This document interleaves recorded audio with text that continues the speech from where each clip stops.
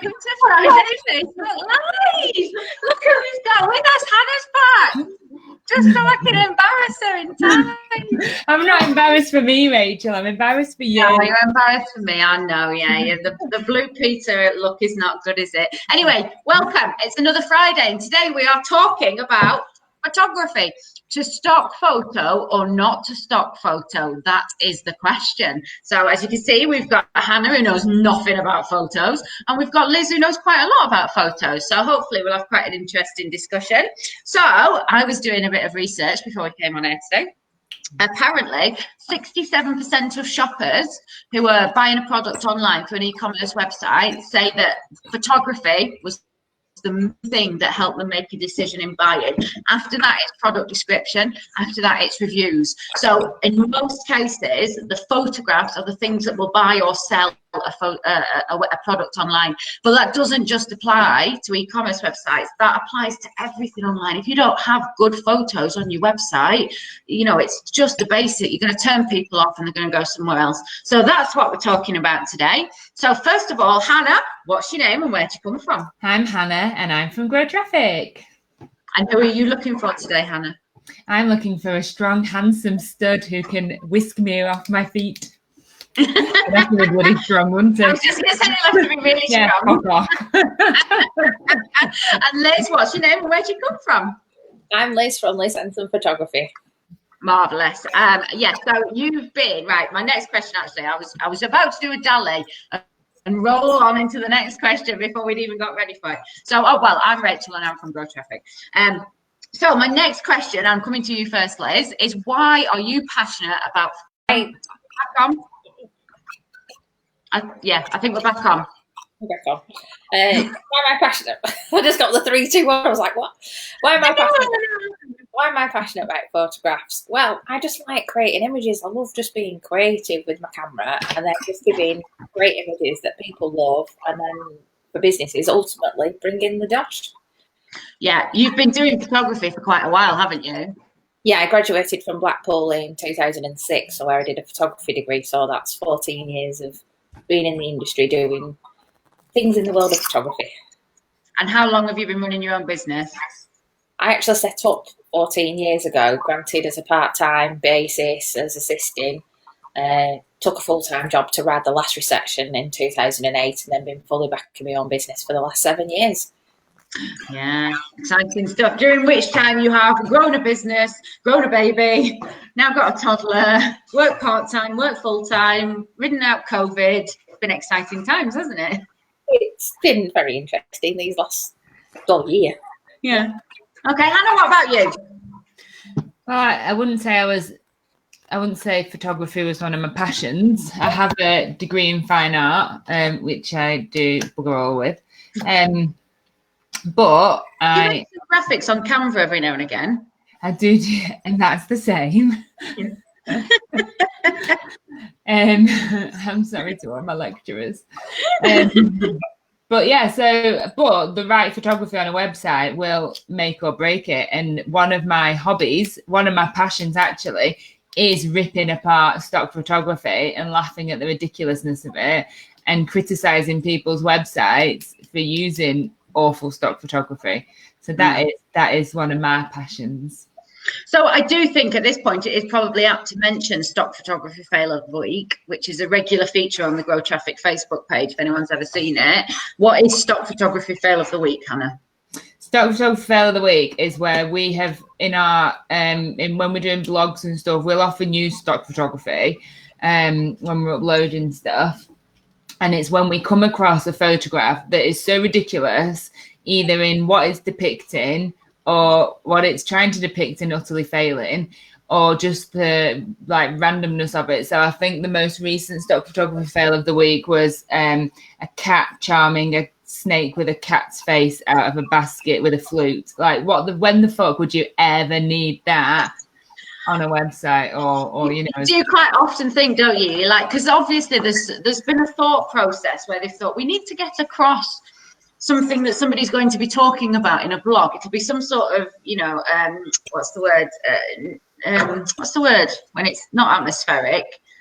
not pin downable. Anyway, you know, it'd be something that's not a concrete thing. Yeah, not pin downable. And they're trying to get an image that will replicate it, and you're like, what? But it just doesn't come off, does it? Like what was the one with the woman trying to iron in the desert? Oh yeah. What? Wearing high heels. Yeah. And a pin. Stock photography of the week also likes to call out the sexism in stock photography, which I guess we'll get onto later. So yeah, that's what stock photography fail of the week is, and it is just ridiculousness of some stock photography. Yeah, and I think, you know, from our point of view as well, obviously, as you said, Hannah, our goal for our clients and for ourselves as well is to get more people onto a website. But the second part of what we do is to try and convert them into customers once they get there. So yes, we grow the traffic, but the end goal for the customer is to increase their sales or increase their inquiries or something. So if we're driving a lot of traffic onto a website and then they're getting there and they're put off by a positive thing for us. So from GrowTraffic's point of view, that's why we care about photography, because essentially we could do our job brilliantly, but if you've got a damn awful website, you know, at the end of the day, the client's going to blame us because they haven't got those increased sales. So, you know, it's something that we care about, although it's not something that we personally do particularly. So, my next question, and I'm coming to you first, Hannah, this time. What can good photos?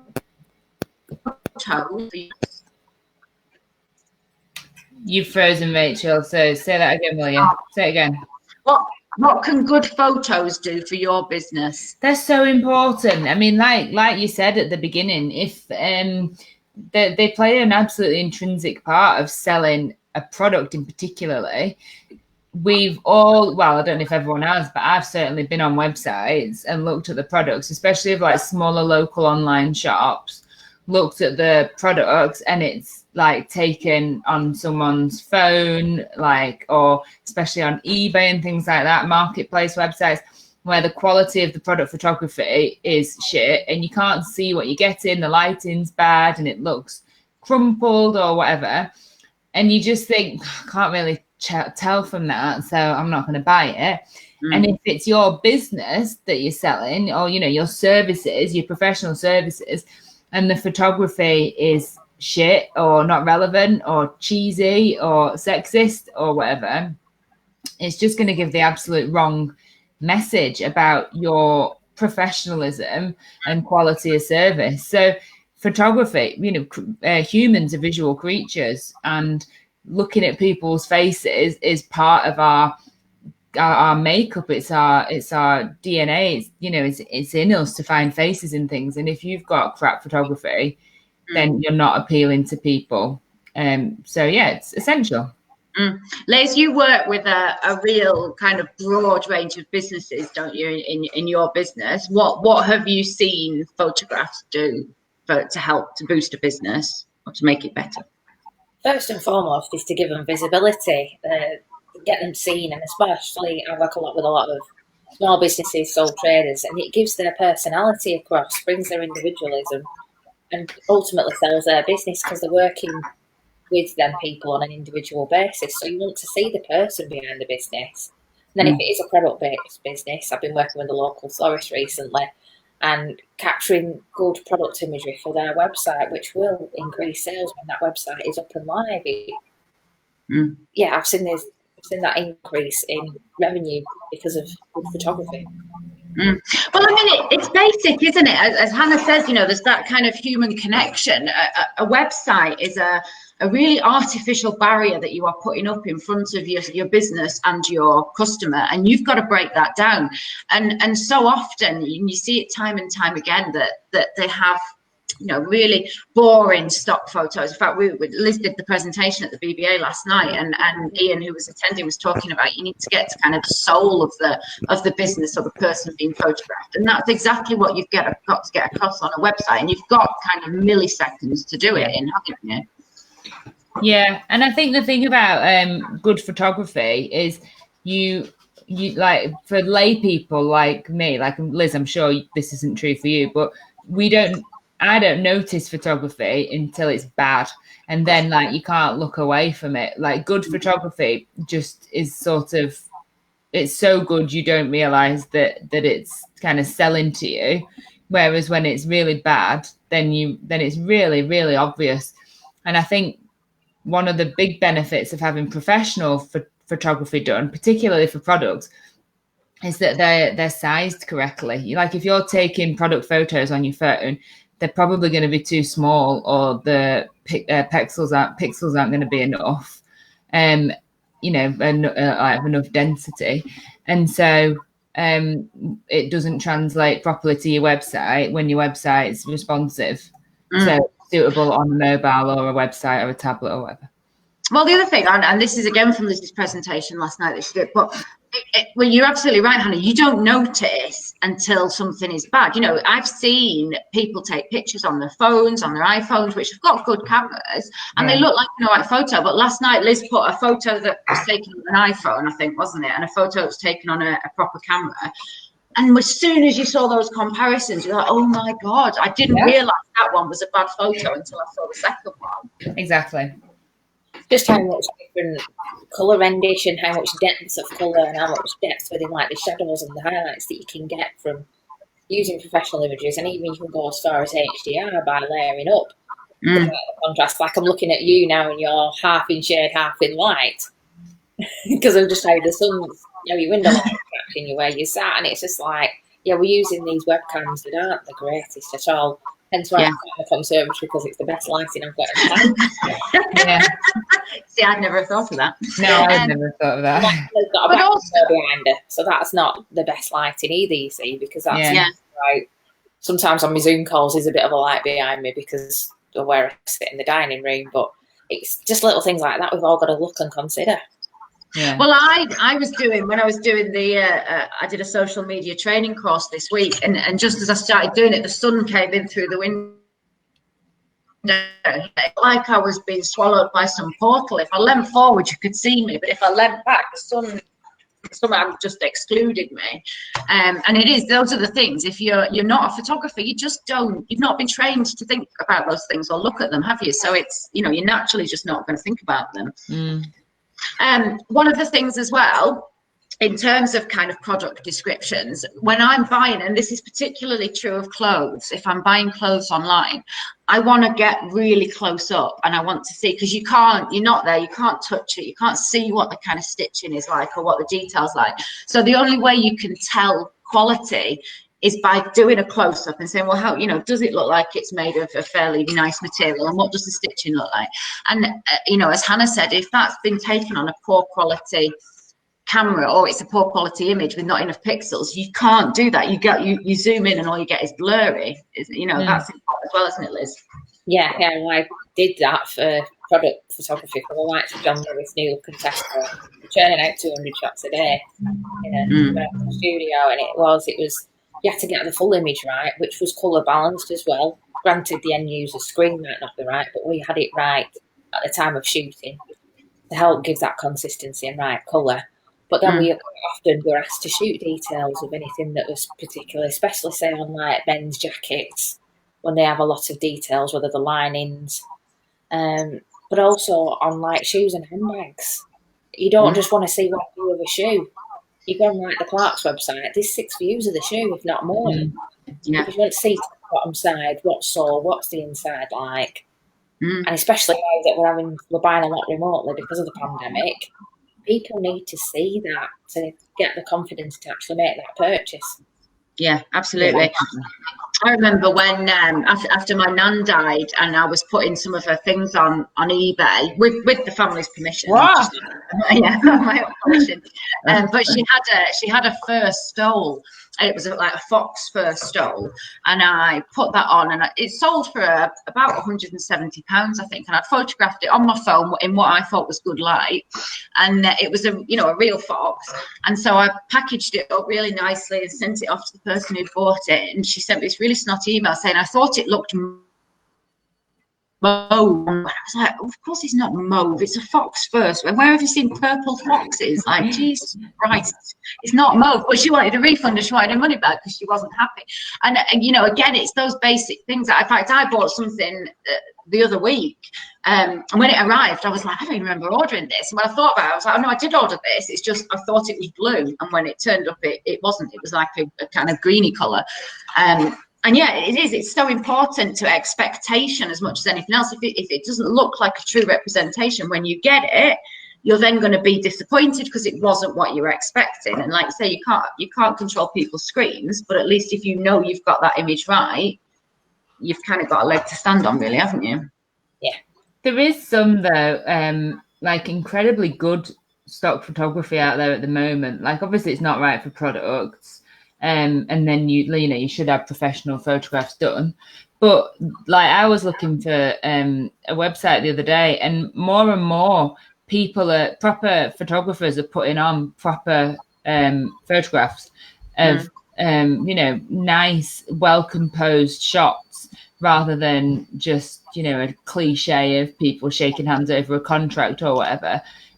Especially if you're looking for landscapes or interior shots, there is some really decent photography, and it's a good platform for photographers to get their art out there, especially if you're then crediting them when you're building websites or using them in your own work. So I don't want to I'll be the advocate for stock photography. Okay. Well, I mean, I was just saying before we came on that we haven't got Dally on with us today, and he's not. So we haven't got anyone who's going to be jumping ahead 3 or 4 questions. And Hannah's just done that. So we are going to come back on to stock photography in a minute. But well done for standing up for it. Good work. Thank you. We've talked there about kind of how it can help a business and how it can help an e-commerce website. What can it do for a business that's not an e-commerce website? So, I know we've touched on the kind of that making it more personal. How else can it help? Liz, what do you think? Is she frozen? She's frozen. See if she comes back. It froze. Oh, you're back. We can hear you. No, she's still frozen. Just froze there, Rach. Yes, I'm frozen, yeah. Dally in the background. Dally's making an appearance. Oh my God. Good old link up Wi-Fi and axe murderers. I'll just move on. Anyway, how can photography help businesses that aren't e-commerce? Hannah, you go first then. How can photography help businesses that aren't e-commerce? Right. Well, it comes back to, again, presenting the right image. And especially now, I think, after the Black Lives Matter protests in the summer, it's incredibly important, I think, that websites and businesses are presenting themselves as inclusive and diverse and not whitewashing themselves, which stock photography has traditionally whitewashed itself, or just been out and out racist. And I think that's getting better. So having the right photographs on your website will convey your kind of values and morals, as well as your professionalism and your services. And I think as well, if you're selling a service that relies heavily on the people within your company, like at GrowTraffic, our service relies heavily on the skills and kind of tenacity and strategic skills, fucking hell, sorry, this is baby brain, strategic skills of us as individuals. And so having those kind of personal images is really important. But don't look at our website because we haven't got any. But it's the same. I know. Yeah. They are there. But yeah, I mean, you have the same thing, Liz, don't you? Because you are in the process of reworking your website at the moment, and you've just had some photos taken that are you with your camera, because it's how, your business is you. Somebody's got to be able to trust you, feel like they know you before they pick up the phone, and so that's what's got to be front and center of a website, isn't it? Yeah, it's that catch-22. It's that, for me, going on this photography website, it's what I can do to help the end client. So it has to be a bit of me focused. So I need to be visible. but it's getting that across in the way that I'm going to help the end client. So sometimes it can just be a bit on the side and just coming in and just reassuring. But there's places like you need your face to be shown. LinkedIn, professional services place, you need to have a decent headshot on there, a clear one, and then because you're only about this tiny on your screen when you get looking at people. It's like mine's probably too small in the frame. I need to change it to one of my new ones. That's on me. Never ending to do this. Never get done. But yeah, they've got to get the personality across. They've got to show the professionalism and get some personality as well. It is so important. And I think as well, like you see people's LinkedIn photos as well, don't you? And it was like taken at their cousin's wedding 12 years ago, and it's the tiny bit of them, and you're like, oh, come on, you know, just get a decent headshot of you looking forward and get it retaken, you know, at least every 10 years. Don't keep rolling out the same one that you've had for 25 years. I love it when you've got like people posing in front of an Aston Martin or something, or like like an Audi A8 or something, and like it's not their car. And also, what are they trying to like prove? But they're like standing there with a glass of champagne and the keys to this car or something. I love that. Yeah, it's usually men, that, isn't it? Oh, it's always men. Yeah, absolute tossers. Yeah, it's always men. Yeah, I think the other thing as well that I think it's important that we know is that stock photo sites, really, you know, there's Big Stock, Shuttertech, there's Unsplash for the free ones, and not to do them down or anything, but what you tend to find is that those same images will then be used over and over and over again. You know, I've seen ones where I've pinched a photo from Unsplash for something, and then you see it time and time and time again in other people's. There's a thing. In fact, I was reading an article, I think it was last week, about it was like the reoccurring girl or something, and somebody noticed how many times this one girl had been used in advertising campaigns from really big companies, from like Dell and, you know, what's the other one, LG, and all sorts of big companies, and they just used the same girl's headshot time again. So she was like in everything. She must be the most famous stock photography person in the world. Really? I think I found that yesterday, and it's like she was on a CD-ROM, and she company somewhere else in a company thing, and it's just that you need to have your own identity, and to do that you've got to showcase the actual people in your business, because that's what makes it unique at the end of the day. Absolutely. And you know, as we've already said, and I'm going to stick a little bit off the stock photography, there is a place for doing that. You know, if you just need a quick photo to illustrate a blog post or something, then use a piece of stock photography. But when we are talking about the front facing collateral that is advertising your business, i.e., you know, your website, your social media profiles, all the rest of it, they really need to be talking about you personally and your business. The other thing we were saying this last night as well is that people can tell instantly if it's a stock photo, can't they? They know straight away. And so instantly someone, I mean, I don't know whether it's a universal thing, but I will make a quick judgment and I'll say, oh, that's a stock photo or that's a real one. And the people who've made an effort and have got real photos on there, you kind of give them a little bit more credit, don't you? I don't know. Use that judgment. You cut out then, mate. What was it? Yeah, I was saying it is Liz that judgmental about stock photos? I can tell which is one. And like I was doing some pictures for financial services people, and I was like talking to them and saying, right, what's going on your website? And so I've just got this stock photography of a calculator. I was like, just bring your calculator to the shoot. We'll just put it on a table and you can have your own image, and it just then it all gives unity as well to the website, rather than it being a stock photo here but then pictures of them. It all has consistency, and that's a big key player in working in your marketing materials, as well as having that consistent brand. You have your brand colours, say, that you guys work on, but then there's the brand imagery. And if you have that existing imagery, you can then get photographers to match in. Yeah, photographers might have a style, but a good photographer can match our style as well, if that makes sense.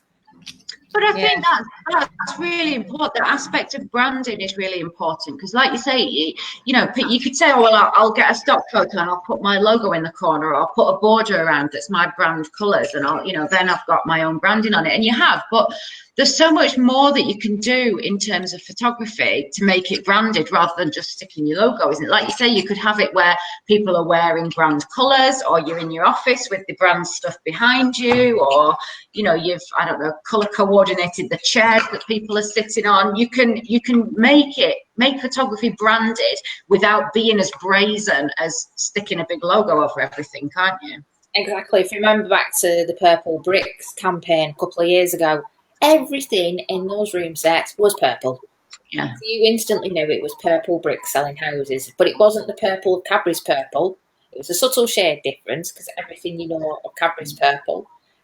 It wasn't that colour, but you knew it was purple bricks purple. It's just like subliminal messages within imagery, and that's what I wrote my dissertation on. Signs, codes and signifiers within imagery. Oh, really?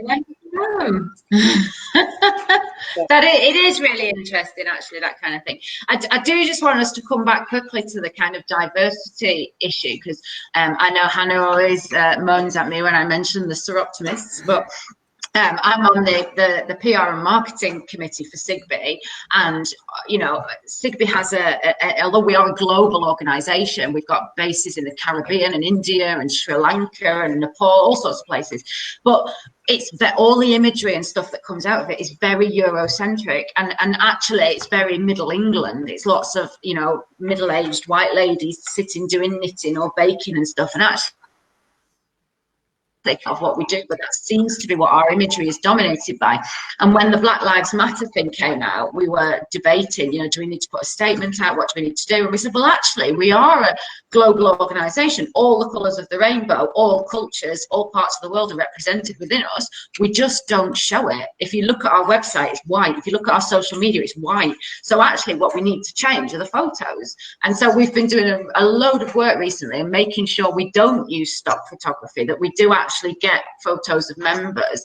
But you know, you said it, Hannah, that stock photography is getting better, but it has been predominantly white, hasn't it? And it's very you know, like it focuses on young people, beautiful people, thin people. You know, it gives a very you know, short-sighted view of what humans are, I think, doesn't it?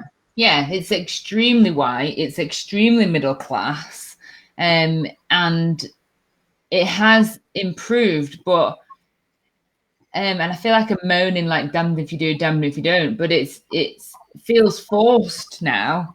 Like it's a kind of conscious decision to, oh shit, let's get some brown people in as well. A token black person in. Yeah, like the week that the protests were happening, or like the week that the protests started in the States, I was looking for something, but I was looking for people, like professionals. So I Googled like people at work. I'd like looked on Pexels or something for like Google, like people at work, women at work, men at work, that sort of thing. And they put them on like in order of upload date. And it was just pages and pages and pages and pages now of ethnically diverse women at work, men at work, yada, yada.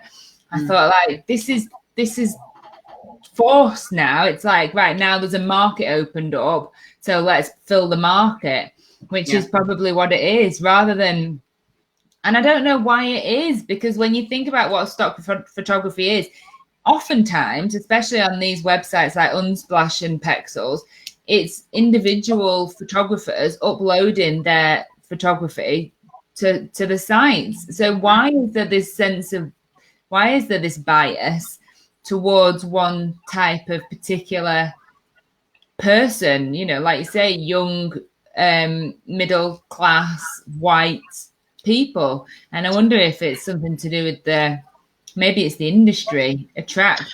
Well, I mean, we talked about this a little bit, didn't we, when we were talking about algorithmic bias last week? And actually, you know, it's not the algorithms that are biased, it's the people that are using them. And you know, the upshot, the harsh reality is that people prefer images of beautiful young white people because it's aspirational. There's a Nisha who is on the PR and marketing committee with me. She's from India, and she was saying that, you know, there's a big push in India now to actually get Indian people represented. But a few years ago, it was, you know, if you wanted to put something aspirational out in India, you would have young white people, and that's what the kind of middle and upper classes in India would aspire to be. Now it's gone the other way, and if you put that, you know, Indian people won't sign up to it. But I think traditionally that has been the kind of aspirational view. So that's what marketing teams will want to use. Those are the photos people will download. So therefore, photographers who want to get their images used will create those kinds of images. I don't know. Yeah. I think the other thing is, you know, what is the kind of reality here? Because I mean, if you are a business based in Rossendale, for example, Rossendale is very white. It is predominantly white. So if you're getting your photographs taken, they are going to probably be of white people. So then on the other side of the argument, playing devil's advocate for a while, how do you create some sense of diversity unless you use stock photo? What do you think, Liz? Throwing a curveball at you here, Anna. I know. Before we started, Liz was going, don't ask me anything. I was like, we promise we won't ask you anything that isn't on the chat that we haven't talked about, and then I'll throw that one at you. So I don't know. I mean, have you ever uploaded any of your photos to one of these sites, to like Unsplash or Pixabay or anything? Have you ever used them for that purpose? I've not used them. I've submitted to press where I've been doing press calls and stuff like that, and I have done the odd bit, but it's just been landscape stuff. So I have never put people in. You've got to get your contracts and all your model release forms and all your tick boxes, and a lot of people just aren't up for it. That contact with day by day. So no, I haven't really dabbled in that. If I would do, it'd be more on the still life side anyway. Yes, I mean, yeah, you do take pictures of people because you take pictures of businesses, but you're not like a wedding photographer, for example. Are you a model photographer or anything like that? No. Okay, so we have talked about kind of the importance of having good photos on your website and what they can do to your business and stuff. I just want to touch a little bit on the kind of the price implication. So a big argument that people will say as to why they don't want to pay a photographer, or, you know, it's just cheaper and it's easier to get stock photos. So Liz, what would you say to that? They're quite probably right for what you can get on Unsplash and stuff like that, but you're fighting with everybody else. They're going to have that same image. If you want something that's going to stand out and be unique, just invest that little bit in your business. People will see the honesty behind it, see that it's you, your own customer images, and you'll build up a better client relationship. Entice them down your workflow line, what's it called? Client funnel, that's it. And then hopefully they'll turn into customers at the end of it all. Yeah, and it is so crucial to that element of building trust. Is just, you know, you cannot put a price on that, can you? And trust it takes such a long time to be earned and can be lost just like that. And if people think, you know, well, this is not a true representation of who they are, they're instantly not going to trust, are they? Anna, is that a dog you're talking to, or a small child? Or? It's Yub, sorry. He wants to come up and then he won't let me pick him up and he's going, so I'm trying to shut him up, sorry. That's all right, no problem. Hannah, what do you think about the kind of argument that it's cheaper and easier to use stock photos than real photos? It is cheaper and easier to use stock photos than real photos, but it's cheaper and easier to do a lot of things, and that doesn't necessarily mean that you always should.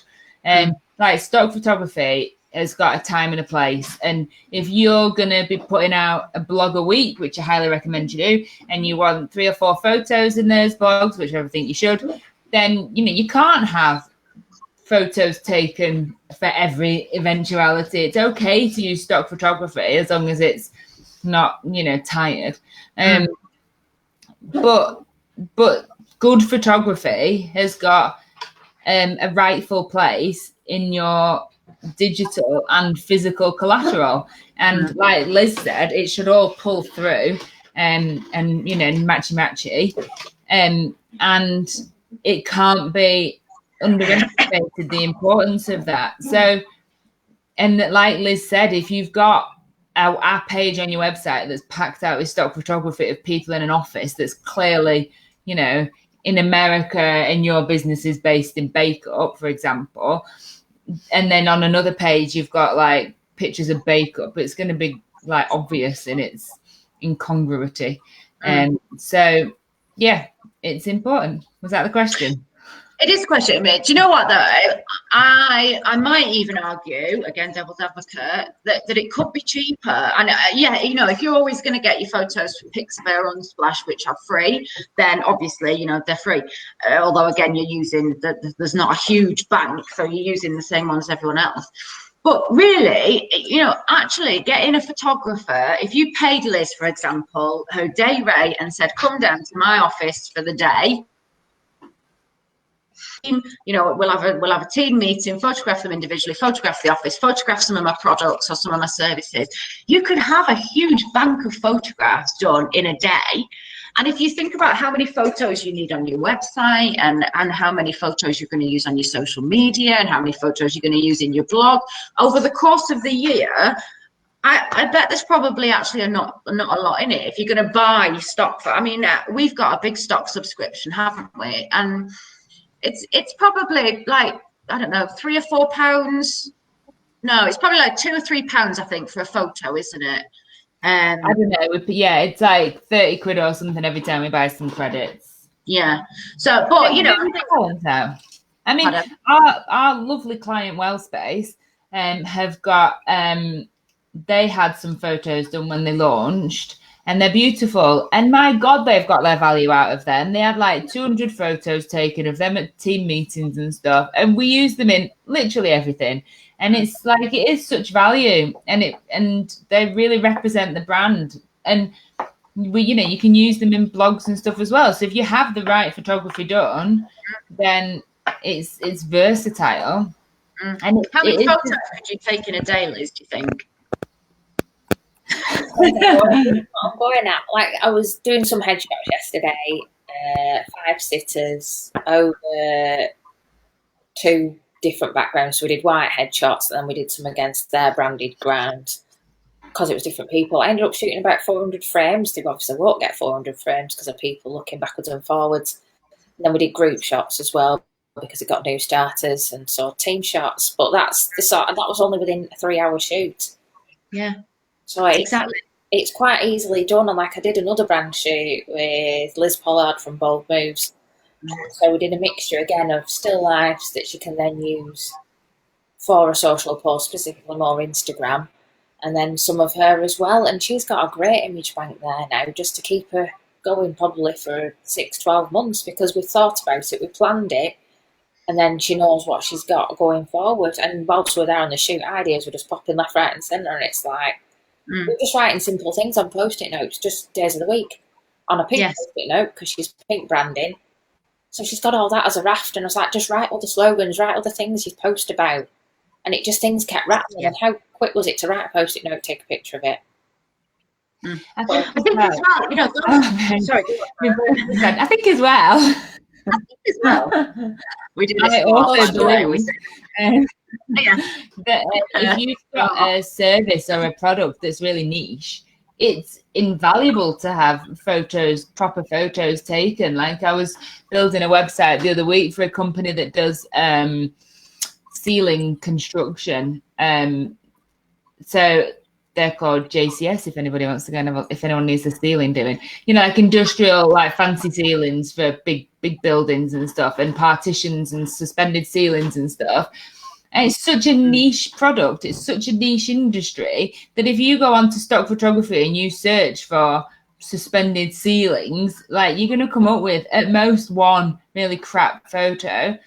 And they sent me this raft of photos that was taken on people's phones as they were kind of going round doing the job, which was fine, but not fine for the entire website, which, you know, they admitted. And so if you're in an industry where stock photography doesn't exist, which I would say is pretty much anything outside of food, beauty, hair, and, you know, office, then you really need something that's going to be representative of your business and your sector. And again, like going back to not quite the same as product photography, but if you've got branded equipment that you hire out, like if your business is hiring out a product or a piece of equipment, like an industrial bit of equipment that's got your brand on it, you absolutely need to have that like photographed, and the benefit of that will massively outweigh the cost. Like stock photography is really good for some things, but it's really not appropriate for others, and it's not it's exhaustive. Like there is a limit to what you can get photos of. I think as well, that's a really good point that you both made. You know, when you're looking for those photographs of like a calendar, and I use these all the time, you know, when I'm doing my presentations that I do for training, if I'm giving a webinar or something, and you know, your slide says make a schedule, and so you go to stock photography and you're like, right, I want a photo of a calendar. Actually, again, if you had all of that as your branded bank of images, that presentation then would look miles more professional. You know, again, you could use it in your quotes, anything that's front facing, instead of just using the same, because I've used the same photo of a calendar times, and how difficult would it be to go and take a picture of my own calendar and have a unique photo that somebody would notice? And like you said, Liz, just putting in that little bit of planning to say, what sort of content am I going to be creating over the next, 6 months? What sort of things am I going to be writing about in my blog? What sort of things am I going to be putting out on my social media? What pages do I need to create on my website? That's not a massive job to plan that out. Really, you should already have your content calendar, so you kind of know it. So then getting you in for half a day to take those photos so that you've got it is actually really cost effective, I think, isn't it? It is, and it saves the time on searching. If you've got a bank ready to go, bingo. Yeah. It's like I do a lot of work with the National Deaf Children's Society, and we get briefed on each shoot. But also on the end of that is that get anything else that you can that's appropriate. So the children with their aids, or if it's a radio one that a parent or a carer will wear around their neck, and then they can talk straight to the child. Just getting all those different bits of kit as images, and then they've got them as that bank, and that's been invaluable to them during this past 6 months. I was commissioned in February for them, and I went out 3 weekends ago on the first shoot for them in 6 months. They weren't able to commission photography, but they had that back catalogue that they could call upon. And also, if you've got, you can upload it to your website, you can optimize it. It makes your website look more interesting because you've got more images on there, but also you've got a lot more kind of SEO, you've got more keywords in there, you've got more meta descriptions and stuff. So, it's a no-brainer really, isn't it? Come on, everybody, get proper photos. I don't want to, as Hannah said, we don't want to be kind of too down on stock photos though, because they do have their place, don't they? We've talked now about how everybody's going to have the same ones and stuff, but go on, Hannah, you wanted to fly the flag a bit for stock photos. So where can stock photos be really useful? Where you've got a high volume of photos that you need that are not specific to your business. So your blog, for example, it can be really useful. Your social media, they can be really effective. Perhaps not necessarily on Instagram, but on Facebook, they're all right sometimes. And in your email newsletters, if you're talking about something that is generic, if you're answering those kind of top of the funnel kinds of questions, and if you don't know what that is, come on our Better Blogging course. Then stock photography is incredibly useful. And for background shots as well, stock photography is useful. If you just want to inject some texture or some color into your website as a kind of text, background to some text or whatever, you don't always want photos of things or people. And so they can be really good then. And there are some absolutely beautiful shots out there on websites like Unsplash or Pexels. There's loads so within Canva too. Pardon? Loads within Canva as well. If you do it like I do the Cancer Research Committee with no image bank. I don't have much time, and I'm a lazy bones. I just use Canva and search for stuff that I need and what's relevant and find it. Like today's World Post Day. Thank you, Rachel, for your content calendar on the Better Blogging course. There we go. We make postage stamps and we can recycle them and use it as fundraising. So I've been trying to post about that today. Luckily, I've got a random picture of a post box in my iPhone reel randomly. I don't know why. So I managed to, and it found it when I put a search in. But otherwise, I'd have been just for a quick picture, just to put about that post. And sometimes it needs there. Yeah, definitely. And you know, you've kind of got access to a whole range of really talented professional photographers, really, that whose work you wouldn't necessarily, well, you definitely wouldn't get access to. Like I was building a website for a cleaning company the other day, and there were some just beautiful pictures of interiors all over the world. I mean, they weren't right for the website because they were clearly not the UK. But I did spend a good hour of my life looking at them because they were just beautiful, and that would have been really appropriate for someone's business. So, you know, I think that's, especially with websites like Unsplash, they are genuine photographers, aren't they? Those are, you know, budding photographers who want to start getting their pictures and their names out there, so they upload them and allow you to use them for free.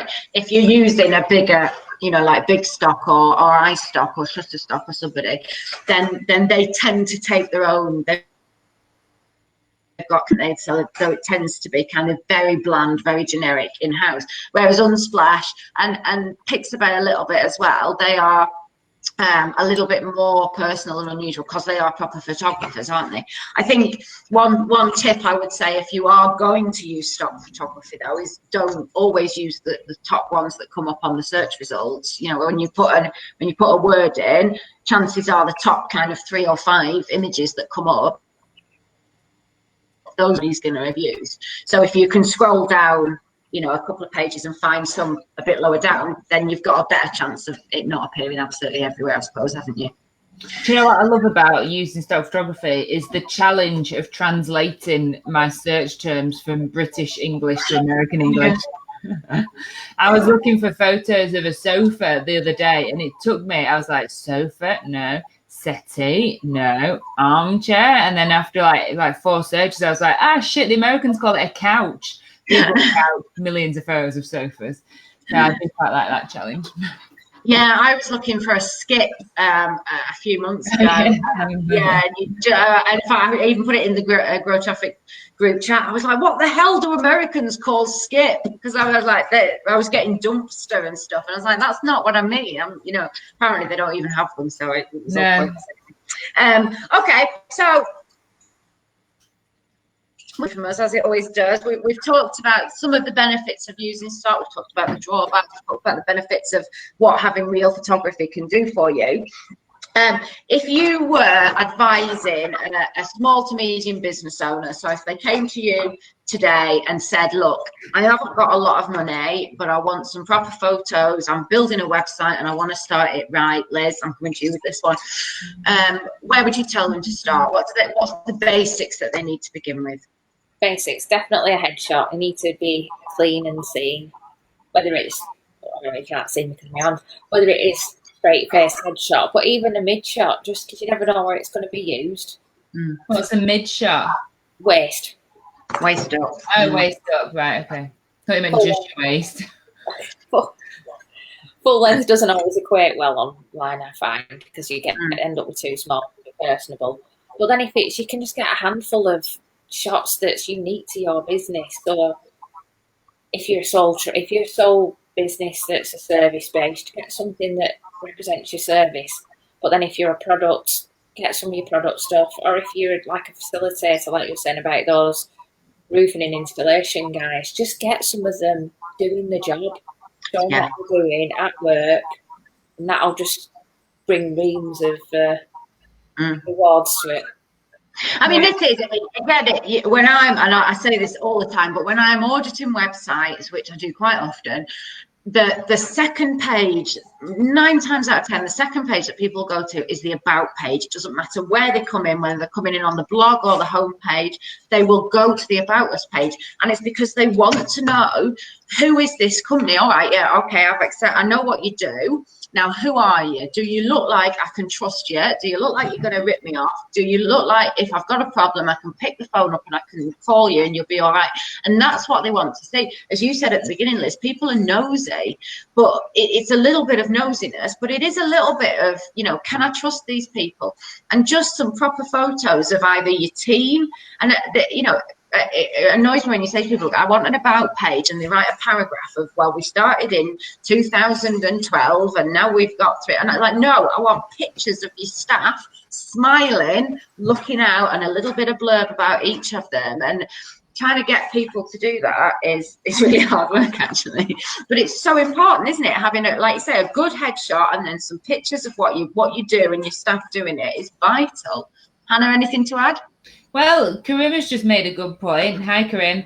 And has said that, I mean, Karim is in America, so there's a kind of ethnic, cultural difference here. But he said if you did a local search of a cleaning service, you'd see a nice picture of white ladies neatly dressed, but in reality, it's some Latinas or black or coloured employees who you'll actually get.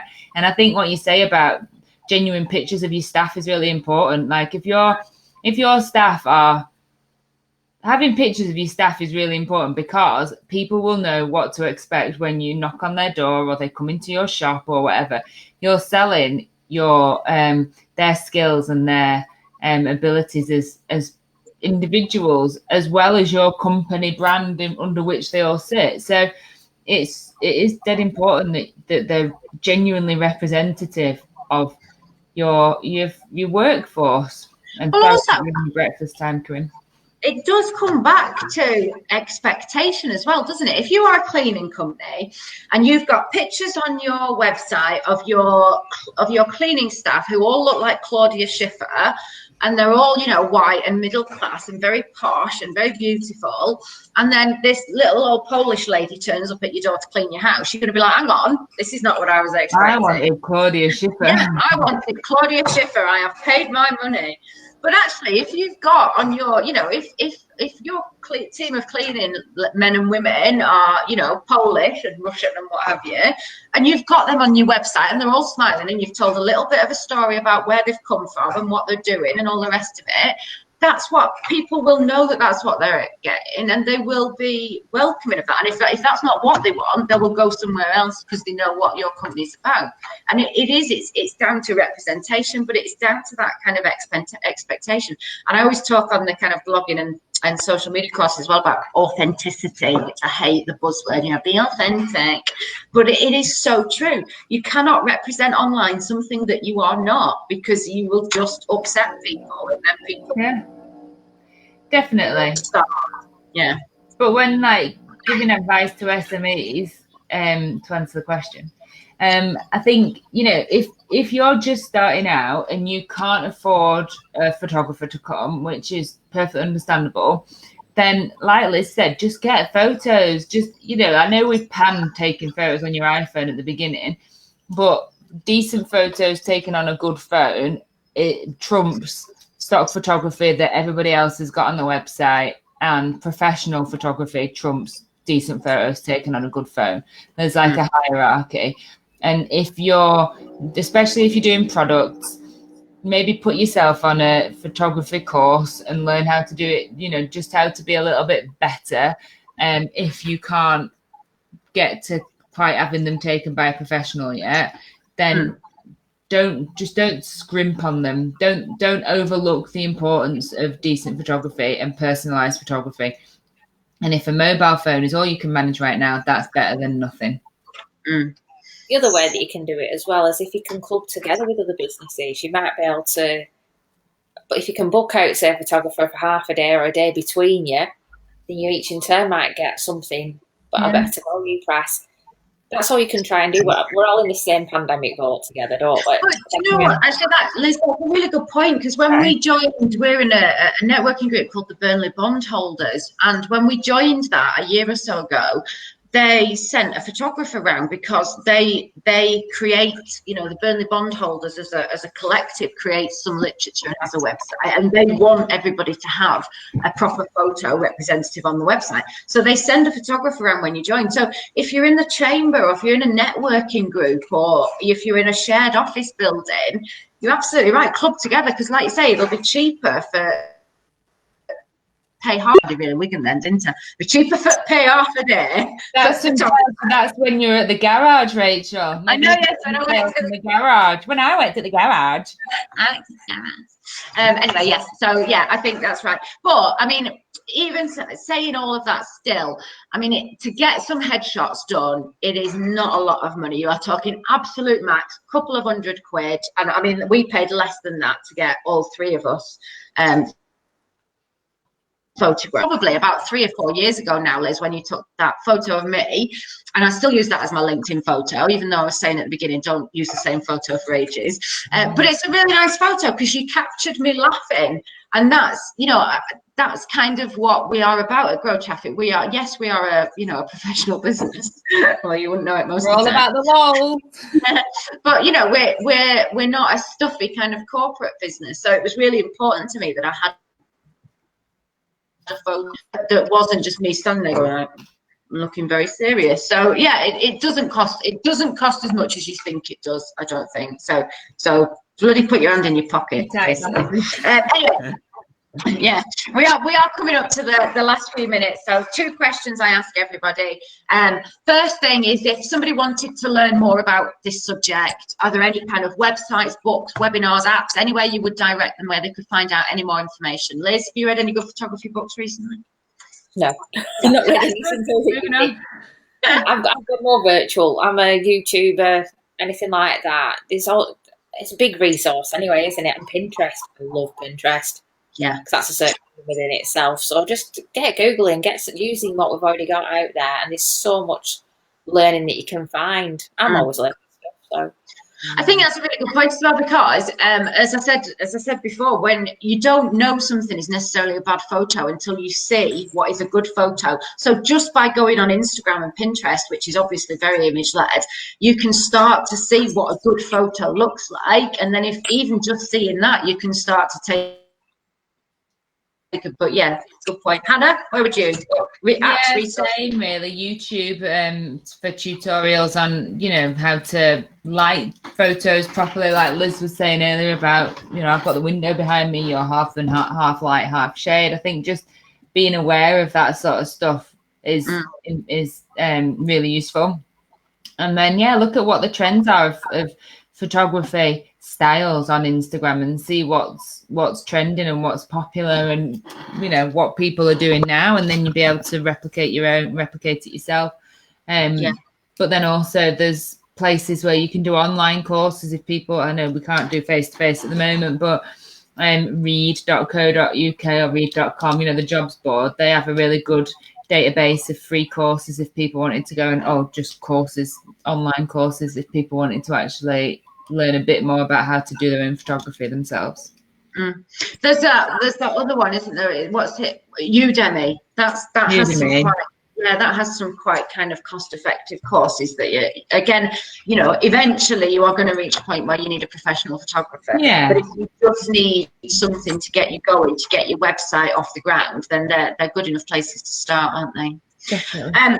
Okay, last thing, and I always ask everybody when we're finishing, what would be your one top tip if someone was going to take anything away from today's session? Liz, I'm coming to you first. What would your one top tip be? Use a professional photographer. Absolutely. Use your light well. Yes, good point. Yeah, absolutely. Hannah, what about you? Don't, like you said earlier, don't pick the top 10 photos on a stock photography site and just think, fuck it, that'll do. Try and pick one that not as many people have got, and just dig a little bit to find something that's a bit more unique. Yeah, Absolutely. Mine would be get a good headshot. If you get nothing else, get one good headshot, because a good headshot can take you through your About Us page, your LinkedIn profile, your Facebook. You can put it on your email newsletters. You know, you can do so much with a good headshot. So if you have nothing else personal on your website, get at least one good headshot. That's it. We are out of time. Thank you so much, Liz. Please go on here afterwards and put your contact details on. If anybody would like to book Liz, she is very, very cheap. She doesn't sell herself all that loudly, but she's very cost effective. She's incredibly good. She takes exceptionally good photos. She will do it wherever you are. So, you know, if you're looking for a photographer, you can't do better. So please put your contact details on there. If you have a question, if you're watching this session back afterwards, we absolutely keep reading them. So please do leave us your comments. And apart from that, that's it. Friday over again. See you next time. Thank you.